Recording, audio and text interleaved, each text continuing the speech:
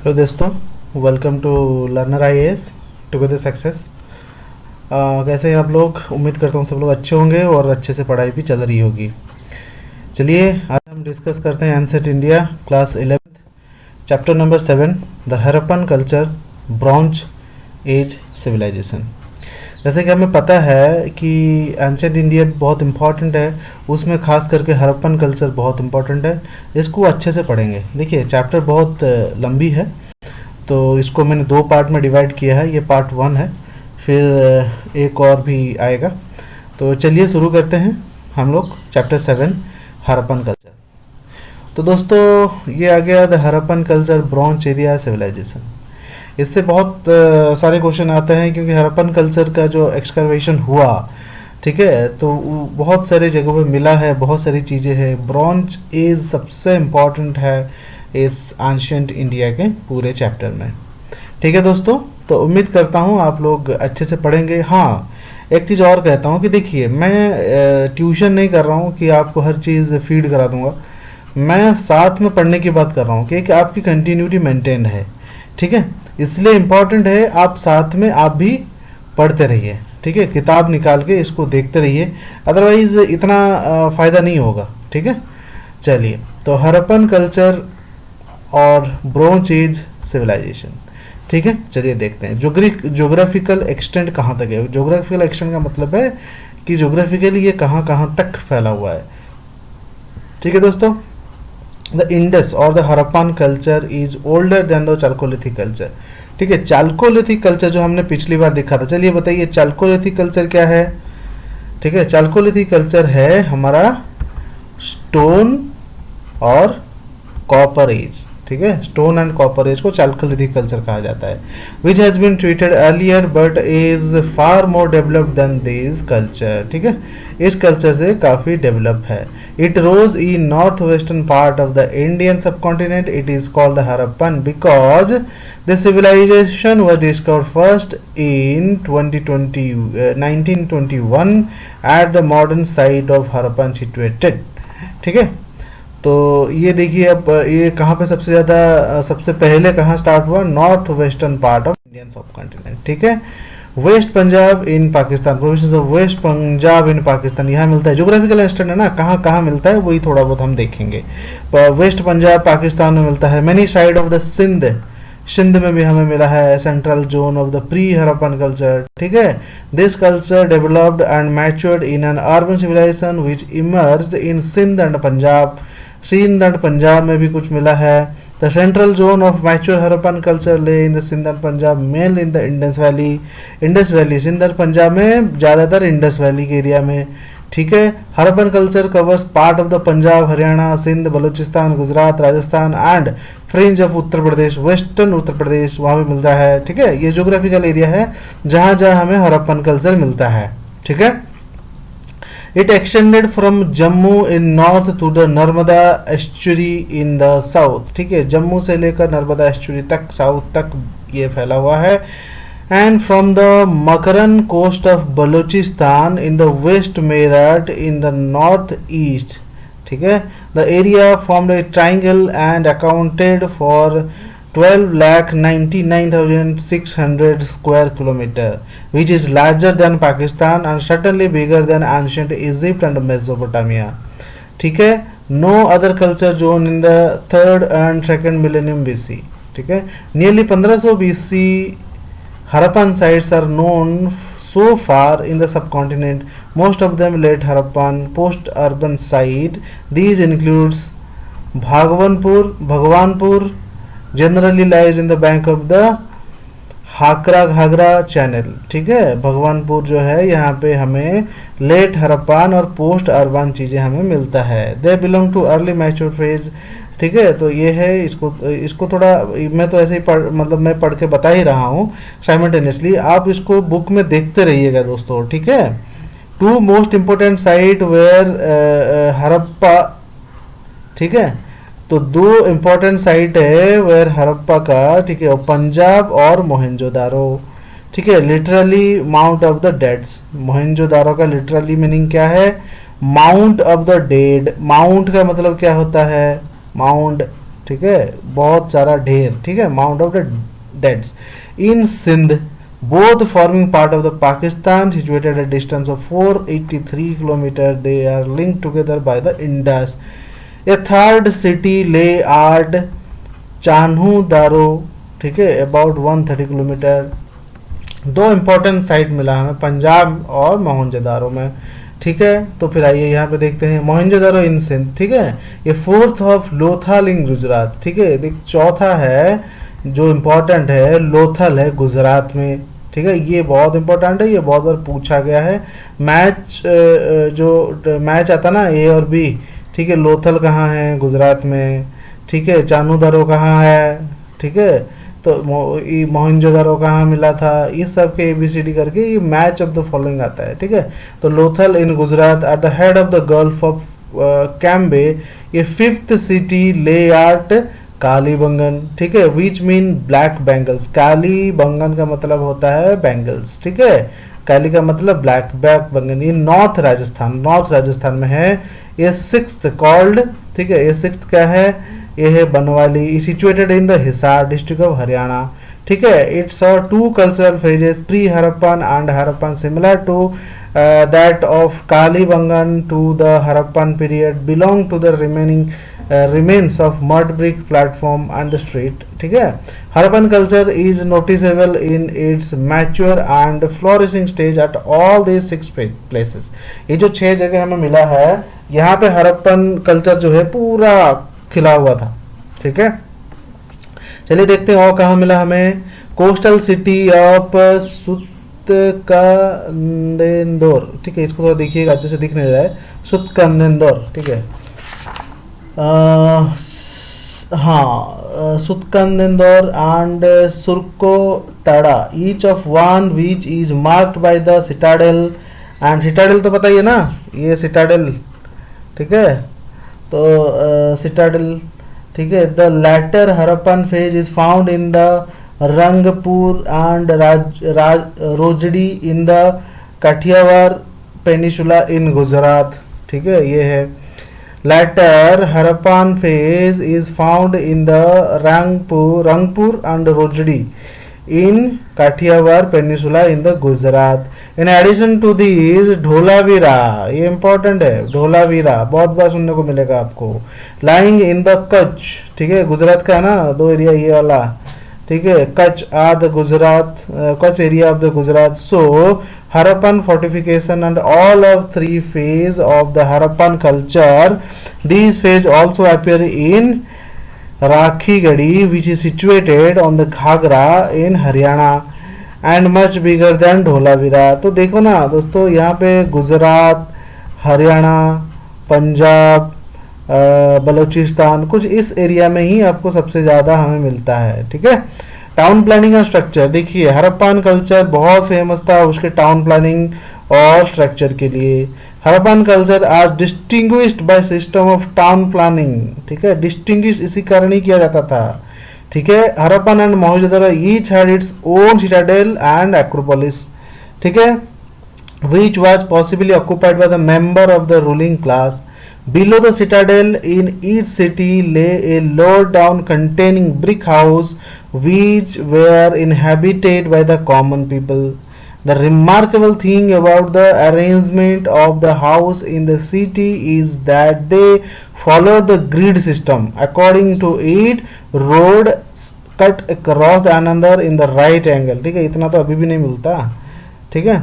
तो ये बहुत बढ़िया दोस्तों, उसका उनका जो है वो मैप दे रखा है, Harappan plan of the city, कितना बढ़िया प्लानिंग है बताओ, ठीक है।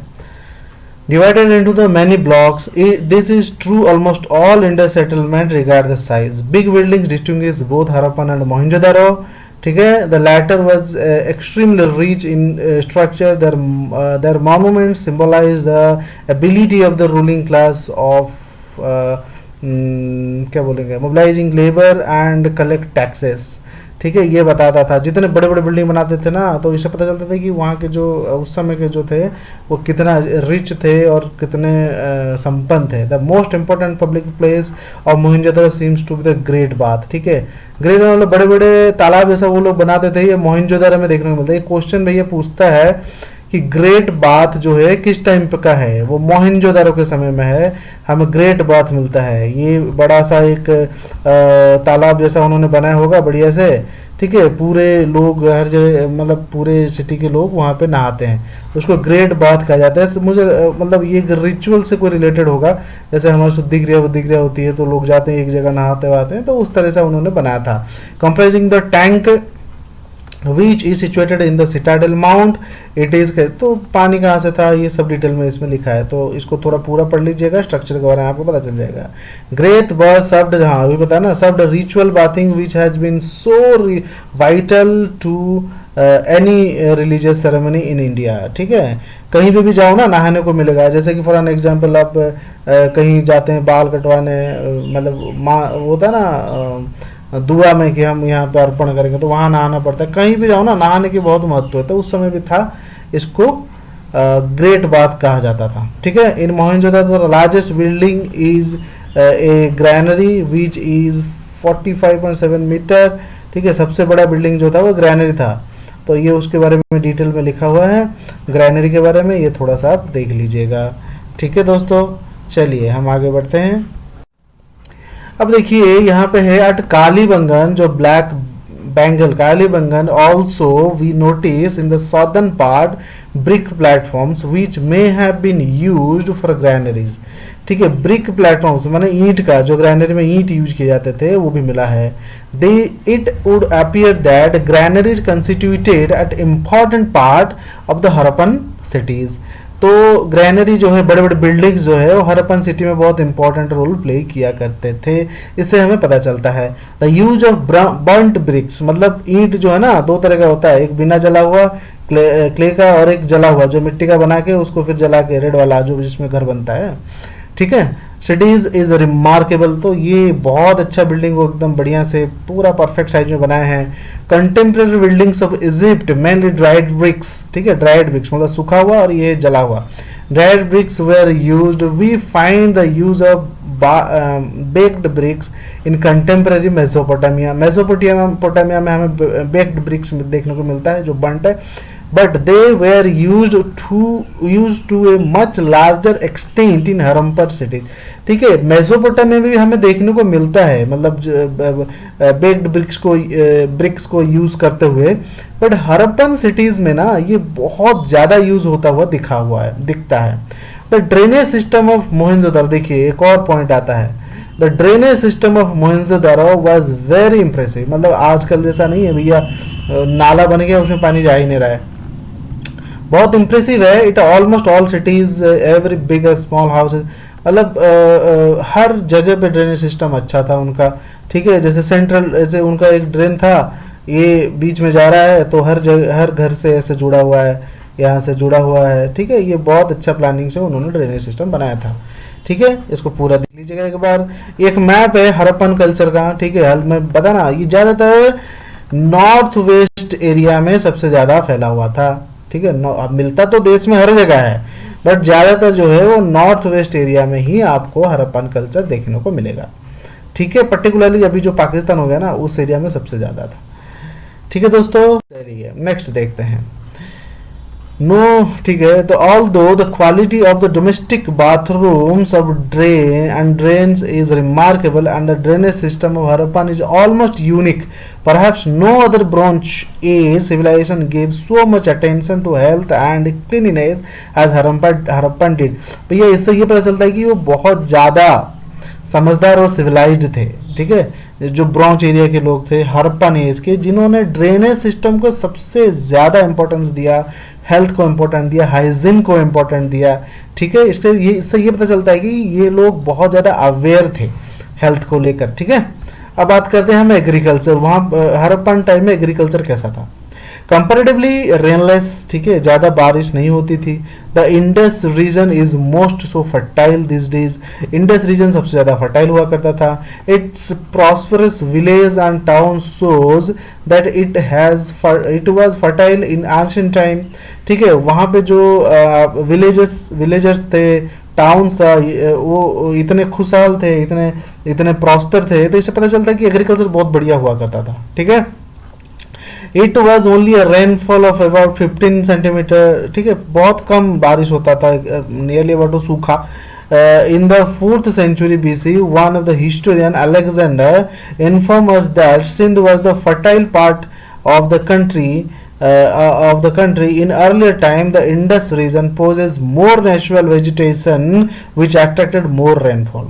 ठीक है, तो वो कहते थे कि इंडस, एक हिस्टोरियन हुए अलेक्जेंडर करके, जिन्होंने बताया कि वहाँ पे बारिश तो नहीं होती थी, बट इंडस एरिया इतना फर्टाइल था, वहाँ पे कुछ ऐसे वेजिटेशंस हुआ करते थे, वेजिटेशन मतलब पेड़ पौधे इतने हुआ करते थे कि वो रेनफॉल को ट्रैक्ट करते थे. ठीक है, चलिए, तो natural vegetation was destroyed by the extension of agriculture, large scale grazing and supply of fuel. ठीक है, तो ये तो कॉमन है, आज भी हो रहा है. नेचुरल वेजिटेशन क्यों बर्बाद होते हैं भाई? एग्रीकल्चर के लिए काट दो, खेती करना है काट दिया, मतलब बहुत सारे पशुपालन है उसको खा गए वो सबको. ठीक है, और फ्यूल चाहिए तो काट के फ्यूल बना दो. ठीक है, एनुअल, ये इसको पूरा देखिएगा तो मैं फिर पढ़ देता हूँ. A far more important reason for the fertility of the area seems to have been the annual inundation in the Indus River. Wall made of the burnt bricks rages for the protection, so the flood took place annually. ठीक है, मतलब वो क्या करते थे ना, वो इसलिए फर्टाइल हुआ, मतलब इंडस एरिया इतना फर्टाइल क्यों था? सबसे पहले यहाँ पे साल में जो बारिश होती थी ना, लोग उसको ईंट का बना के, मतलब बर्nt ब्रिक्स है तो, ठीक है, तो ईंट से बना के दीवार बना देते थे. जो फ्लड आता था ना, तो वो पानी वो रहता था.